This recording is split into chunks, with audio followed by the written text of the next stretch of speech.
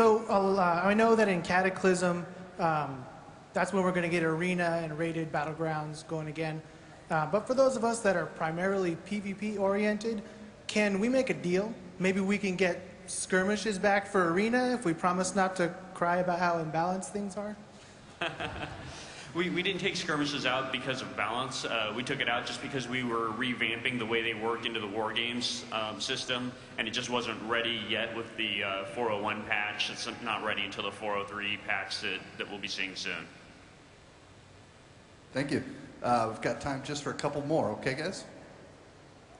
Hey guys, Hot Shot from Storm Rage. I was wondering if you were going to implement any new dance moves or a dance studio for our characters in Cataclysm.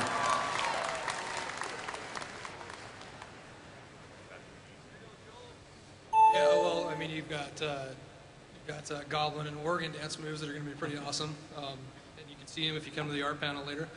But yeah, we've been doing some work on that. We've got some stuff actually done for it. It's just a matter of timing now when we want to actually introduce it.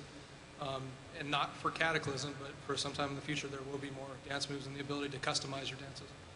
We need to make sure that we add a lot of new dances for the dance studio, and we've actually done some of them. And anytime our animators have like some extra time when they're not working on something that's absolutely required for the next patch or expansion, they go back to doing animations for the new dances. And once we have enough of them, we'll package it all up and release the dance studio and start dancing. Thank you. We want it to be a cool feature too. We felt like with the barbershop, we got some cool visual customization, but there wasn't much gameplay there, and we think we could do a lot more with that, and we don't want to make the same mistake with Dance Studio. Like adding effects with dances is something that could be kind of cool. I'm Eben from Isera, and my question is about professions.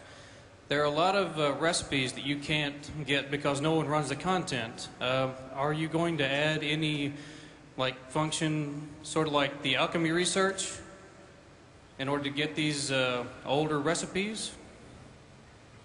You mean because they're in dungeons, nobody runs the content? Yes, like in AQ40, no one ever goes back to get those enchants, and Karazhan is almost impossible to find a group.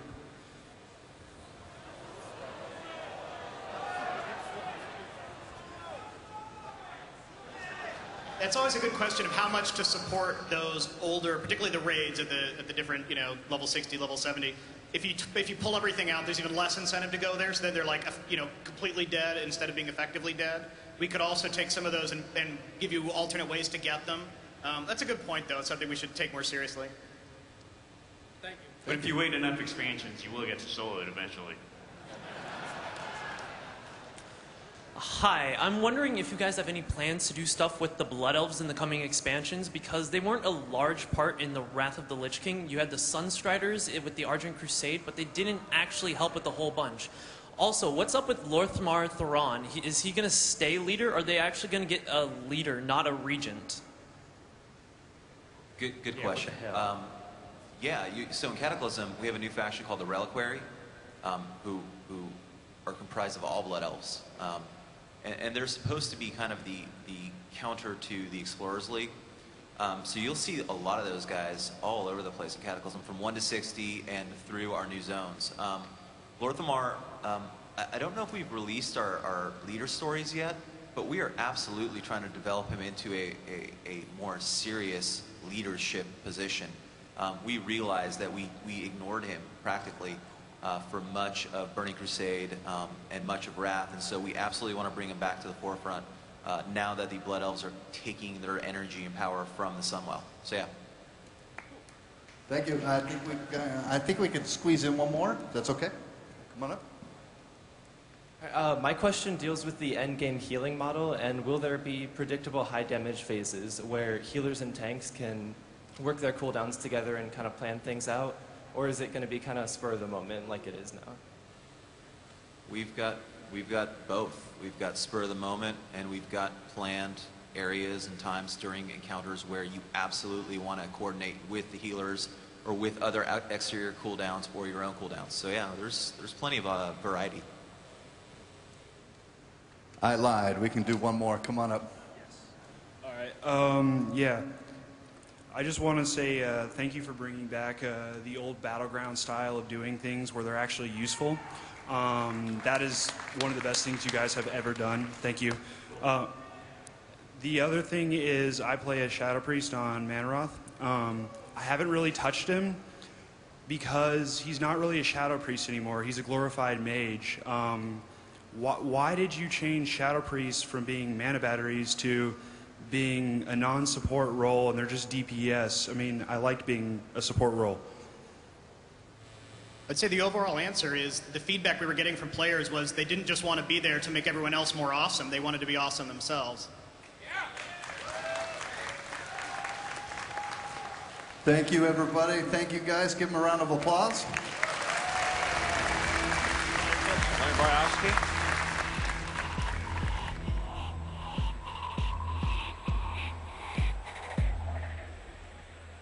All right, that wraps up the World of Warcraft panel on Cataclysm, the open Q&A where the fans were asking the designers all the tough questions, and they mentioned the dance studio, something that Tom Chilton also confirmed here on the DirecTV stage first. Cat, now we are back here and we are moving into the world of Diablo 3, which is being played here behind us. It's been a huge line for all of BlizzCon to play the brand new Demon Hunter class. And Kat, we are now joined by Leonard Boyarsky, who's the lead world designer for Diablo 3. Been working on this game for many years, and now the final class has been revealed. What's the reaction? And I saw there's surveys that people fill out after they play the game, right, and give you guys real feedback? Yeah, we don't get to see those until we go back to the office, but okay.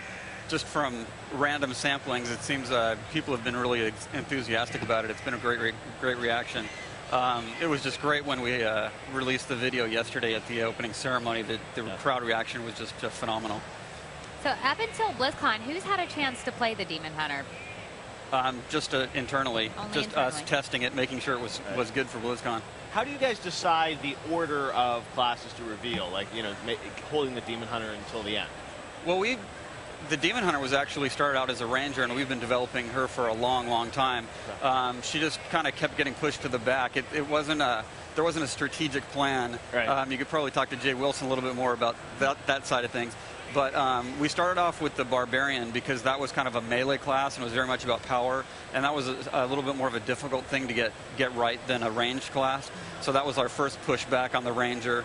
Right. And then, you know, things like the Witch Doctor was kind of different. So it's like we kept tackling other stuff. It's just the ranged class kept getting pushed to the back. Huh. Now, you're the lead world designer, so obviously, you know, the world, the levels are very important to you. Jay broke the news yesterday that you guys can actually play through the full game now in a very sort of primitive state. So the worlds are, I guess, complete, but now you kind of go in and refine them and change them around, and I mean, obviously, a lot of it is randomized as well, too. Yes. Some of the later areas are pretty in the extremely primitive states, but you can get from the beginning to the end of the game now. Wow. So what is the next stage of development for you with these worlds? I mean, is it really just adding more detail to them? Yeah, it's really fleshing it out, putting in the details, putting in the, you know, one of the things we do with the story, which is I'm heavily involved in, is we do an opt-in approach, but we also like to layer it in. You know, so if I'm running through as a very action-oriented player, I just want to, you know, get a really quick sense of what the story is and just kill stuff, and that's fine. And we layer that layer in first, and then, you know, we start layering more and more layers. The deeper you dig into the story, and the deeper you dig into the details of the world, and that's the stuff we kind of put in and make sure that, you know, the nooks and crannies are filled as we go through.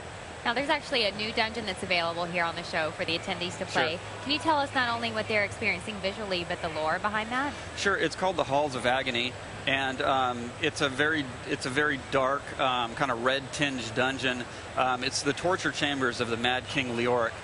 For long-time Diablo players, they will recognize the name as the King of Tristram, who went mad and became the Skeleton King. Diablo himself tried to possess King Leoric, and in the sad tale, Leoric was able to throw him off. He was a brave, great king. He was able to resist the attempt by Diablo to possess him, but in the experience, he went mad and began torturing his subjects, and eventually his guards killed him. And he resurrected after death as the Skeleton King. Even death doesn't free you from Diablo's mad grip. And you know, these dungeons kind of reflect the madness that he